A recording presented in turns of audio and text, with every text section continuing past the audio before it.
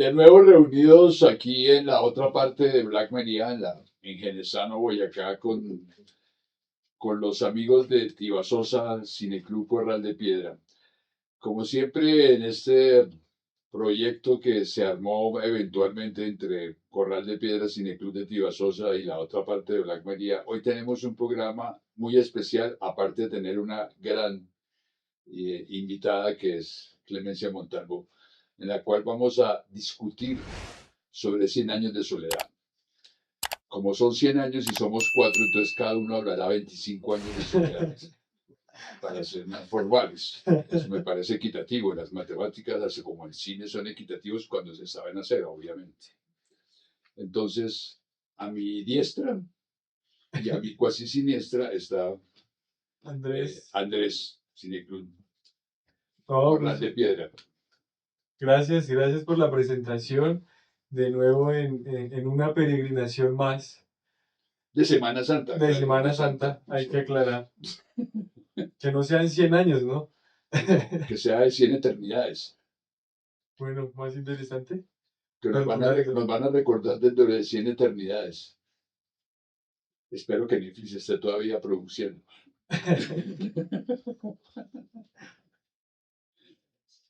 Y bueno, Clemencia Montalvo, gran amiga aquí de Jerezano, conocedora de García Márquez, amante de muchas virtudes, como la literatura.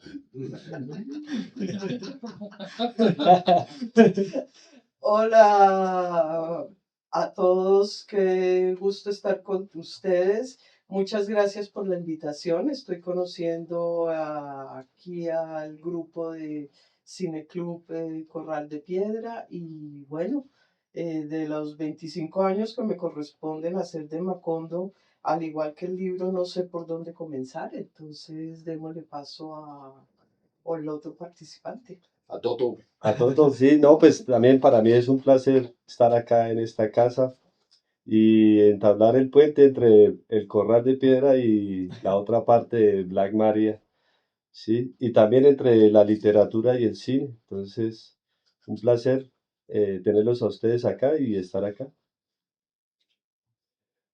Como punto de partida inevitable en Semana Santa, o sea, Semana de Pasión, vamos a tomar con pasión la serie de Netflix, la primera parte, claro, porque no hemos visto la segunda y sería un poco atribulante hablar de algo que no hemos visto todavía, que es la segunda parte, o sea, nos faltan 50 años. Ya empezamos a tener canas. Entonces, en ese sentido, cada uno de nosotros hará una pequeña introducción a 100 años de soledad desde muchas atmósferas. Es una constelación de críticas e iluminaciones. Los Illuminati, qué grandes tipos de la Edad Media, los Illuminati. Esos somos, la reencarnación de los Illuminati. Y en ese sentido, entre mi reguero de papeles, mi obsesión de papeles y de cinéfilo y papelógrafo cinéfilo, me he tropezado con un texto tan circunstancial como futurista. Se llama Gabriel García Márquez, un escritor indigno. Qué tipo tan sátrapa decir de García Márquez que es indigno. Pero ese tipo, en un sentido muy coloquial, se llama Pierpaolo Pasolini. Acatone, Mama Roma, Saló, etcétera, etcétera. Y en el año 1973, 22 de julio, para la revista Tempo, escribía lo siguiente. Parece ser un lugar considerar 100 años de soledad de Gabriel García Márquez, paréntesis, libro recientemente editado, debo suponer que fue en Italia por la fecha, como una obra maestra, eso decía Pasolini. Este hecho me parece absolutamente ridículo. Se trata de la novela de un guionista o de un costumbrista, escrita con gran vitalidad y derroche de tradicional manierismo barroco latinoamericano. Clemencia me decía el único barroco que existe es el de Carpentier. Bueno, que es además una gran novela para aquellos que quieran ocuparse del conocimiento y de la literatura, obviamente. Entonces decía que parecía un barroco latinoamericano casi por el uso de una gran empresa cinematográfica norteamericana. Amén. Espero que no esté hablando de Netflix porque estamos en el 73, pero ya percibía la inmortalidad en esa bola de cristal que tenía Pasolini. Ya hablaba de una empresa cinematográfica norteamericana. Entonces, cualquier objeción o duda la tienen ustedes presente para incorporarla o recibimos en nuestra página de Facebook cualquier duda que nos quieran echar. Si es que todavía existe, digo, en el 73 no existía, pero ahora existe. Han pasado 25, casi 50 años. Los personajes son todos mecanismos inventados. ¿Será que se refieren a los guionistas? Siempre se refieren a los guionistas de esta manera. A veces con espléndidas maestrías, digo, pero de estudios, no de tratamientos. Por un guionista, 2 puntos. Tienen todos los tics demagógicos destinados al éxito espectacular. Y dice algo para terminar. El autor, mucho más inteligente que sus críticos, parece saberlo muy bien. No se le había ocurrido hasta entonces, dice él, García Márquez, en la única consideración metalingüística de su novela, pensar en la literatura como el único juego que se había inventado para burlarse de la gente. Márquez es sin duda un fascinante burlón y tan cierto es ello que los tontos han caído todos. Espero que no seamos nosotros. Amén. Gracias. Le damos la palabra a todos. A todo que está allá. De nuevo estamos confundiendo así. Nos confundimos por hablar más de los guionistas. No, a mí me parece interesante cómo podemos manejar este puente aquí entre mis queridos, a mi diestra y a mi siniestra. Digamos. El siniestro se cumple por lo que dije. Es siniestro. Es muy siniestro para iniciarlo. ¿Cómo respondería Clemencia ante esa Ay, acusación de Pasolini? pues habría muchas cosas que decir, porque es que pensemos en los tiempos los años que han transcurrido, ¿no? Sí, Pasolini, inmortal por su cine, Sí. evidentemente, entonces lo tenemos como un referente magnífico, pero si vamos a defender la literatura, entonces decimos de qué nos está hablando. ¿Qué nos presagia? Sí nos presagia mucho, pero también nos dice mucho de la época de la cual está hablando y de la cual surge como literatura la obra de García Márquez. Sí. Y es que pensemos qué se estaba escribiendo en ese entonces y qué se estaba leyendo en ese entonces. De dónde veníamos y por qué aparece la literatura latinoamericana con las características que aparece, ¿cierto? Es decir, por qué en ese momento nos parece terrible que él nos hable de que literatura barroca, pero ¿por qué es barroco pensar en García Márquez como un autor barroco? Una pregunta, disculpa. ¿Será que en ese momento Latinoamérica en general como cultura era barroca? Había como esa Yo interpretación. creo que la pregunta es cómo era vista Latinoamérica. De una forma barroca. Es decir, ahí empieza uno a ver cómo es que era vista Latinoamérica desde ese otro continente que era tan diferente. Es más, ten en cuenta primero que los 70 son las grandes dictaduras, ¿no? En América Latina, en el Cono Sur. Bueno, eran las dictaduras, pero allá que estábamos viviendo, y porque él nos habla también de una técnica, y es que ellos estaban enfrentando un mundo que se estaba virtiendo sobre la tecnología. Claro, correcto. En este momento ya aquí todos estamos acostumbrados a hacer clic y a tener todo en la mano, pero ellos estaban despertando a la tecnología. Entonces, salíamos, digamos, desde el lado italiano, pensemos en esas figuras que no sabemos muy bien cómo ubicar, pensemos en pintura, en la obra de Chirico. Estas grandes figuras, pero pensemos también en obras como la de Kafka, La Metamorfosis, y que lee García Márquez y que obviamente lo va a influenciar enormemente, pero salimos también de Sartre y salimos de todo el existencialismo y qué está pasando en todo ese mundo. Es decir, era muy distinto. Entonces lo que dice Pasolini, pues sí, como que corresponde a esa época, ¿no? Sí, sí. Pero no corresponde al momento que vivía Latinoamérica, con descubrir una cantidad también de mundos que eran muy distintos, pero no conocidos ni valorados. Entonces, cuyas expresiones y empiezan a surgir una serie de escritores que obviamente hablan de otras cosas. Y también, discúlpame la interrupción, y también para poner en contexto a los oyentes, había un personaje que amo, que ya murió, que le dediqué un programa en la otra parte de Black Maria que se llama Roberto Triana Arenas, que hizo con Pierpaolo Pasolini, quien lo conoció en una fiesta de cumpleaños de la esposa de Alberto Moravia. Hizo la famosa Juana Sete.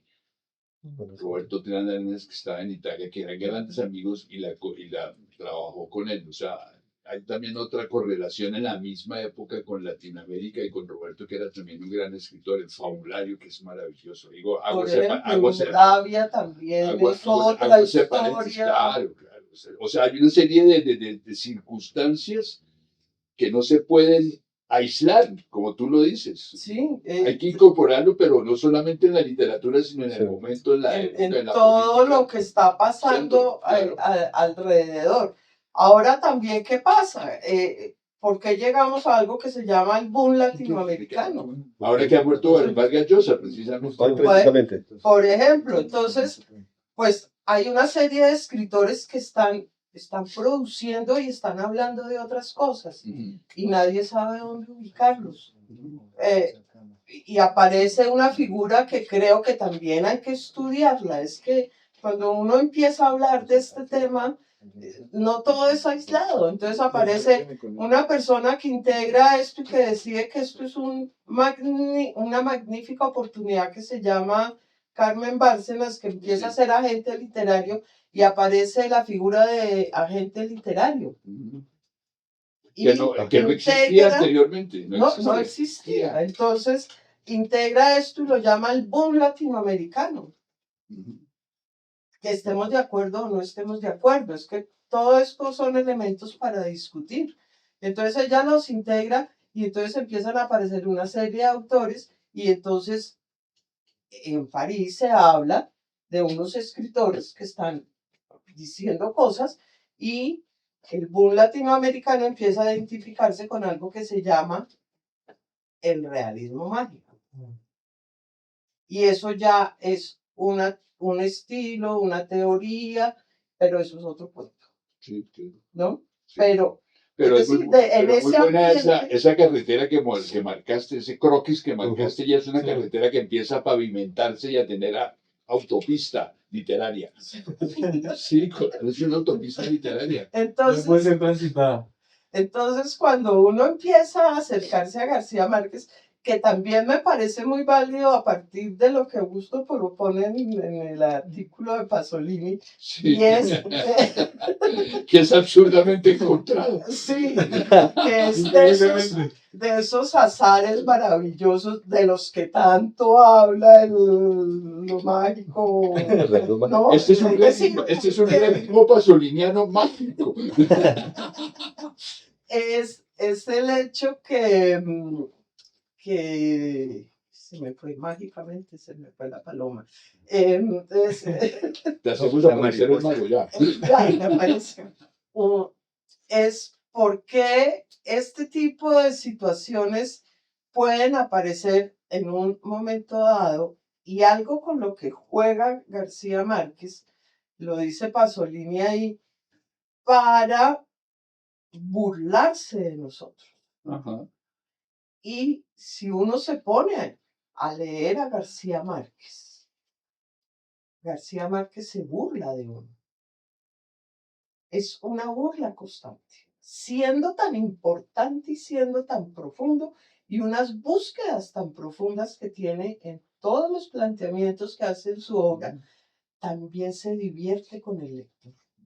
Y se divierte con el lector en sus libros, en sus propuestas de cine, en sus cuentos, porque realmente lo que él nos plantea es, oiga, vea, le estoy planteando ahí algo que a usted lo va a tener pensando y lo deja a uno pensándose a sí mismo, pero siempre tiene una I de burlón, porque es que él tiene una respuesta ahí guardada. Que es lo que- que Pasolini dice, le habla de bufón, que es el bufón, ¿no es cierto, Sí. Andrés? Que es el bufón. hay algo, es decir, empezar a conocer la obra de García Márquez es realmente un reto para cada uno de nosotros en ese sentido, ¿sí? Ujú. Todos los planteamientos profundos que se puedan hacer desde la literatura, y eso está en sus personajes. No hay nada más burlo que los personajes de García Márquez. Por la cola de cerdo. No necesariamente, ¿no? No. Pero yo no sé, todo está que nos mira ahí con unos ojos que ya le Pensando, hablan. me hablan, sí, Pensativamente burlón. pensativamente ¿En burlón. qué momento se ha burlado de mí? ¿En qué momento se ha hablado de mí, Gabriel García Márquez? No, pues yo lo pensaba desde ayer, desde la idea pedagógica, ¿no? De cómo se puede hacer esa diferenciación que hablabas de la imagen literaria La y, imagen del espectador. y la imagen del espectador, ¿no? Que podría o es distinta, ¿no? Y que genera un conflicto entre el lector y el espectador al momento de ver, por ejemplo, la serie, ¿sí? Y que es necesario entender ese elemento para disfrutar de las dos cosas, ¿sí? Ayer me lo aclarabas muy bien y decías eh, eso, la idea de que uno crea su propia imagen como lector y mientras que en la imagen audiovisual ya está dada, ¿no? Entonces, pienso que existe ese choque entre esos dos elementos, entre esas dos imágenes que se forman, tanto como espectador como lector, ¿no? Eso se me venía pues a la mente, a Sí. la cabeza. Pero fíjate que en la lectura literaria que tú haces de García Márquez, la propuesta literaria, por las mismas características de su escritura, por su mismo estilo, las imágenes son tan, pero tan interesantes que tú empiezas a construir un mundo a tal velocidad, que es lo que tal vez Pasolini en su forma de leer no descifró para que lo hubiera colocado como lo colocó hace No entendí su burla. tantísimos años, ¿cierto? Sí, Y que evidentemente cuando lo leemos nos permite, uno fácilmente cuando está leyendo a García Márquez se desconecta y se va a habitar ese mundo. De ahí que él proponga mundos completamente diferentes. Él construyó su mundo. Y eso es lo que le compete como literatura. exacto. De hecho, eso es la literatura, esa construcción de mundos completamente imaginarios. Y eso lo logra. ¿Qué pasa en la serie? En la serie nos construyeron un mundo. Ujú. Y nos han propuesto ir a habitar ese mundo. Y entonces ahí ya la imaginación como que ya no nos funciona. O sea que en ese sentido, voy a decir algo absurdo, pero con todo el sentido de la palabra, eso que estás diciendo de ese mundo que nos llevan es como si nos condujeran por el laberinto del Minotauro con el hilo de Ariadna para salir a una cosa que se llama Netflix y pensar de que todo lo que dicen es cierto. Y Pues, ahí es donde pienso que podría estar, Espera, que podría estar el peligro desde donde haces el viaje, si de Netflix al libro o del libro a Netflix. Sí, claro. ¿Sí? Entonces, ¿qué imagen se construye entre esos dos? Sí. Y lo pienso como pedagógicamente, ¿qué tan peligroso puede ser que se vuelva cronológico algo que tal vez no debería ser así? ¿Sí? ¿Qué imaginarios puede crear, digamos, en un país donde la pedagogía de la memoria falla? ¿Sí? Entonces, considero que puede crear imaginarios que se tomen como verdades absolutas, como referentes históricos absolutos desde una serie, desde el viaje que hagas de la serie a la literatura. ¿Sí? Entonces, y creo que ese es vuelvo y repito, el choque que uno tiene y que a veces lo hace pararse a no ver la serie porque no quiere dañar ese imaginario que ya tiene construido, ¿no? Entonces, siento que hay un choque y también, volviendo a lo que me decías, pues también hay que apartar esa experiencia lectora, ese elemento que construyes a través de la imaginación para entender que la serie es otra forma de consumo y otra forma de entender pues este relato. ¿Qué opinan de eso? No, justamente estábamos hablando. Estamos en la boca del Minotauro. Estaba pensando en esas analogías, pero hablábamos anoche justamente de eso. Cómo la serie lleva al espectador a la literatura, ¿sí? Pero lo peligroso que puede ser que se tome, porque ya en la serie, como es un constructo, ya un imaginario que se establece con base a unos escritores y a un director que determinan, digamos, cómo se va a ver y qué se va a ver, ¿sí?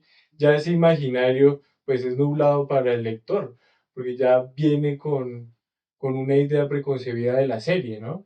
Entonces, ¿cómo puede llegar a recuperar esa libertad de su imaginario que le pueda dar como si lo leyera primero, sin haberla visto, pero ya haberla visto? Sí, pero fíjate que ahí yo pensaría, pues, que nos estamos enfrentando a dos lecturas diferentes, dos lecturas, una que es la del texto literario y otra que es la de la imagen. Y necesitamos manejar el desciframiento de esos dos códigos según las características de cada uno de esos códigos. Y para eso necesitamos realmente tener la sensibilidad para hacer cada uno. Entonces hay unos códigos para descifrar la imagen y son deliciosos para explorar. Hay una mosca. Atacar, esa es una imagen, por ejemplo. Es corte comercial.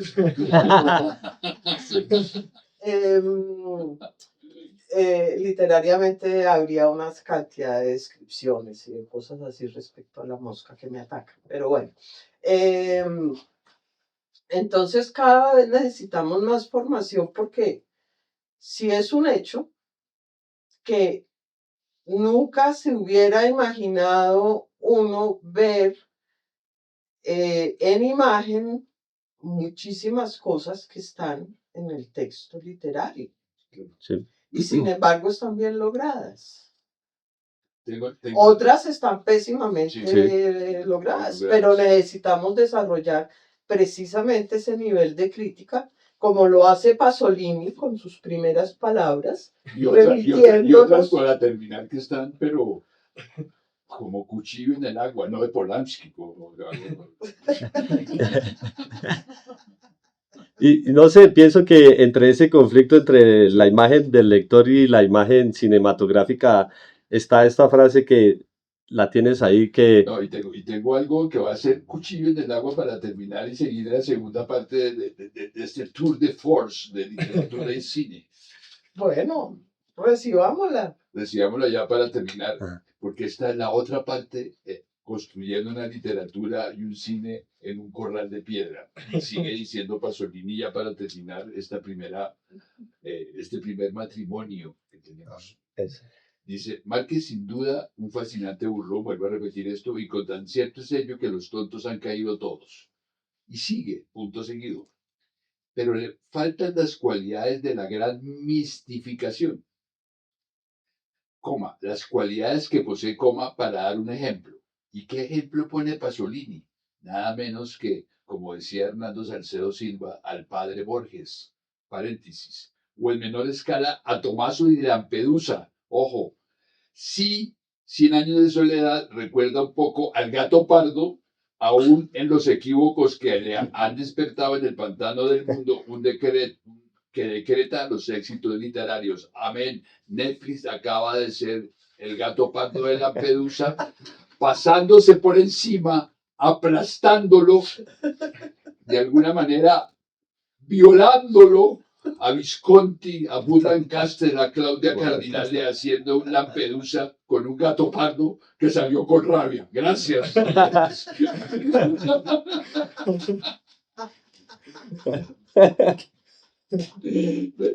Ciencialmente están hablando de la Lampedusa. Sí, está ahí. Sí.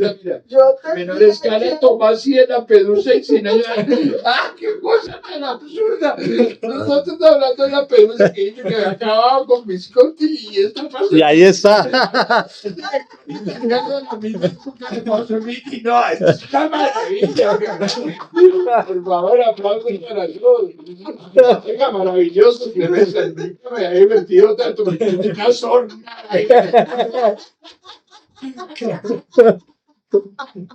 No, salió de Peluche. De Colucci. Sí. Mezclamos todo así, digamos, lo de la pelusa no está diciendo. Ahí estaba así. No, me puta, me acababa de ver. Sí, yo no me lo encontré.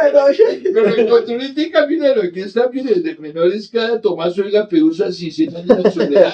Es como si esto fuera una especie de mito de que se llama la aparición de un fantasma. Una visión del futuro. ¿Cómo les pareció, equipo técnico? Excelente, ¿Ah? excelente. Buenísimo. Sobre todo No, las risas, me encantan las risas. no lo haces, 2 veces no lo hacemos. Es Imposible, sí. imposible. Eso Se hace. eso se hace. Van dando. Sí. No, Bueno, eso- I think